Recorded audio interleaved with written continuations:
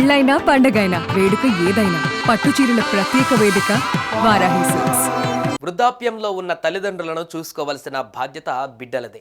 అయితే కొంతమంది బిడ్డలు తల్లిదండ్రులను అనాథాశ్రమాలలో, రోడ్డు మీద, చివరికి శ్మశాన వాటికలు కూడా వదిలేస్తున్నారు.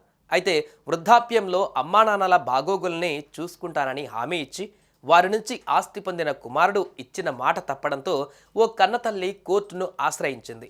ఈ క్రమంలో సుప్రీంకోర్టు సంచలన తీర్పును వెలువరించింది.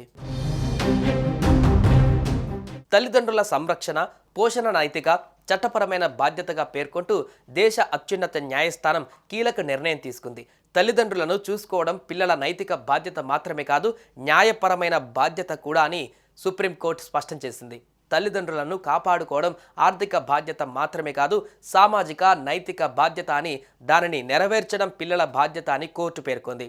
ఆ బాధ్యతను విస్మరించిన కూతురు, కుమారులకు తల్లిదండ్రుల ఆస్తిని పొందే హక్కు లేదని కోర్టు తేల్చి చెప్పింది. మధ్యప్రదేశ్లోని చిత్తార్పూర్కు చెందిన ఓ వృద్ధురాలు తన కుమారుడిపై కోర్టుకెక్కారు.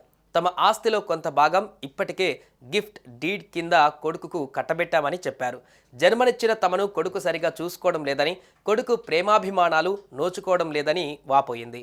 ఆస్తి కోసం కొడుకు తమను వేధిస్తున్నాడని ఫిర్యాదు చేసింది. కొడుకుకు ఇచ్చిన గిఫ్ట్ డీడ్ను రద్దు చేసి ఆ ఆస్తిని తమ హక్కుగా పునరుద్ధరించాలని కోరింది. ఈ కేసును విచారించిన justice C T Ravikumar, justice Sanjay Karol ధర్మాసనం ఆ కుమారుడికి ఇచ్చిన గిఫ్ట్ డీడ్ను రద్దు చేసింది.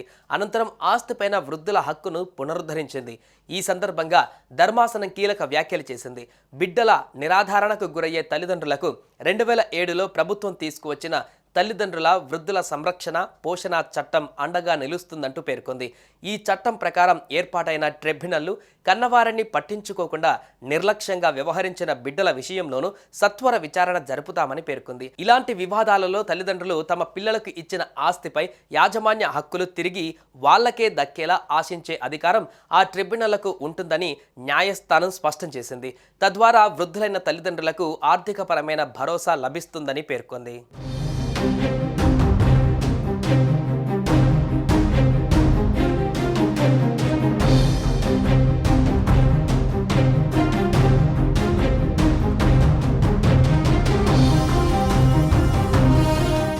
సుమన్ టీవీలో మీ పర్సనల్ అండ్ బిజినెస్ ప్రమోషన్స్ కోసం కింది నెంబర్కి కాంటాక్ట్ చేయండి.